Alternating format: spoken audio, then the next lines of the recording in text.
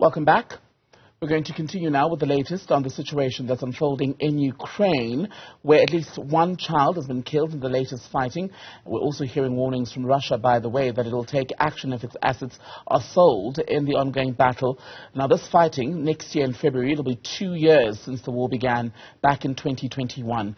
Let's talk about the latest now with Taras Zhovtenko, defense analyst at the Ilko Kucheriv Democratic Initiatives Foundation. A very good evening to you, sir. We're grateful for your time. So, as I was saying, almost 2 years on, there appears to be no let-up in this war.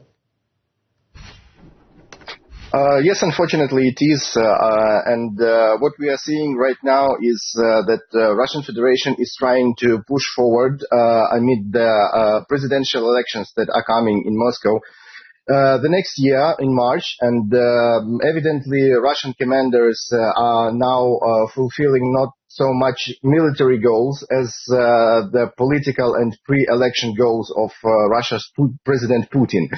Nevertheless, we are seeing that Russian leadership is not willing to give up its fight in Ukraine, and Russian leadership is pressing and using whatever resources it has to continue its fight, even despite the terrible losses in manpower and in military equipment that Russian army has suffered for those 2 years.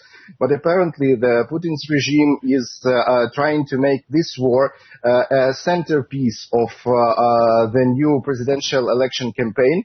And unfortunately, we are seeing that Russia is poised to escalate its fight in Ukraine, and simultaneously it's trying to put additional pressure on our Western allies in an attempt to stop the flow of military and financial aid to Ukraine, which our allies are sending us to assist us in this fight and to evidently try to end this war with Ukraine's victory and to repel this Russian aggression, and in this way try to discourage other dictators all over the globe to pursue their aggressive geopolitical goals. You're speaking to us, of course, from the Ukrainian side. I wonder why it is that you think it's in the electoral interest or political interest of the Putin regime for this war to continue now in light of the election in Russia next year. Why is that? Is it that the Russians want the war to continue, or is it that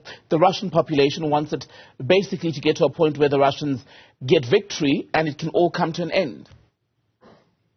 I see it as a continuation of the old Soviet tradition. The Russian Soviet state had a tradition to, in order to maintain the domestic, political order and domestic security, they had to find some external enemy, and they had to find something which can unite their own nation to pursue the goal of fighting this external enemy. During the Cold War, this external enemy was painted as the so-called aggressive military political bloc of NATO and the United States of America. Right now we are seeing that Russia's President Putin, who is clearly a product of this old Soviet system and the propaganda of this old Soviet system, he continues in this very track. And he again tries to paint the Western world, North Atlantic Treaty Alliance and the United States of America as the utmost enemy of Russian state. And this enemy, in terms of what Putin is saying to his own population, is very aggressive, and the United States and the West in general is in his mind is attempting to attack Russian Federation, and this war from the Russian perspective is nothing more than a defensive move to repel this so-called aggression from the West. But it's clear that this is the product of Russian propaganda just to maintain domestic order. Let me come in there, and I want to ask you about where the fighting is centered currently, because at the beginning, or coming into our conversation, I mentioned the fact that at least one child has been killed in a Russian strike in the Kherson region. We've seen the battlefront, so to speak, move multiple times in the last almost 2 years, in fact. Where is the conflict centered at the moment?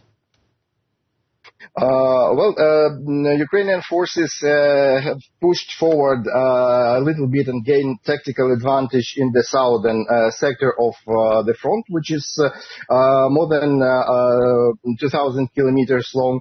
And right now, we are trying to maintain active defenses as Russian forces are trying to push forward on the eastern sectors of the front, because what we are seeing the Ukrainian armed forces doing for the past several months and throughout the year is the decimation of the logistics of Russian forces, which are currently occupying part of Ukrainian regions. And due to this decimation of Russian logistics, Russians are having systematic logistical problems on the southern front, on the southern sector of the front, where their logistics are currently locked on the Crimea, which they currently control. But with Ukrainian strikes on Russian military targets all over the peninsula, their logistics there is in a stalemate. And so are the Russian forces, which are situated on the southern sector of the front. But the eastern front is quite another story.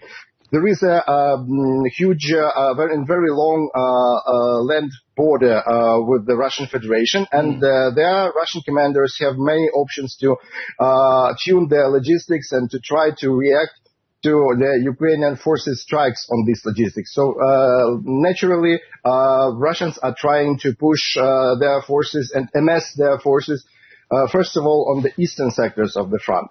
But thanks to the military aid we are receiving from our Western allies, and especially to the anti-air defenses with a medium to long range and long-range strike capabilities, we are continuing to decimate Russian logistics even on the eastern front, and try to repel the Russian attack aircrafts, which are sadly bombing civilian targets, like you have mentioned, the casualties in Kherson region. And let's talk about the foreign support, because recently President Zelensky was in the United States trying to get the Americans to basically provide more to assist in the war effort. At the moment, in fact, even Zelensky had voiced this concern with the war unfolding in Gaza and America sending a lot of money and military aid to the Israelis to help them fight Hamas. There was concern that that means the taps will run dry as far as help for Ukraine. I know Biden has committed to more assistance recently, but how concerned is Ukraine about what the future may hold as far as American support? Because about this time next year, we'll be sitting with another president possibly in America, because they have elections next November. Yeah, thank you. So strategically, there is two good news for Ukraine. First of all, the first good news is that Washington is connecting the dots between assisting Ukraine in its fight against Russian invasion and assisting Israel in its fight against the Hamas large-scale terror attack of the 7th October this year. Because clearly these two attacks, these two incidents, they are interconnected, and this is the Hamas attack against Israel is nothing more than Russian hybrid aggression experience being exported to other regions and to the Middle East and to Palestinian terrorist forces, which are represented by the Hamas movement. And the second good news is that United States military assistance to Israel goes with another mechanism. Yeah, because we must bear in mind that Israel has an official legal status of United States main non-NATO ally. But here's the challenge, Taras. Apologies, because we're almost out of time. Here's the problem, though. What many people picked up on when President Biden announced that there'd be about $200 million worth of military aid made accessible, from U.S. stocks existing at the moment, which would then go in the direction of Ukraine. The language changed because he's gone now from saying America will support Ukraine as long as it takes to talking about supporting Ukraine as long as the U.S. can. And that is what appears to have caused some nervousness about how long-standing that support will be, the strength of the commitment.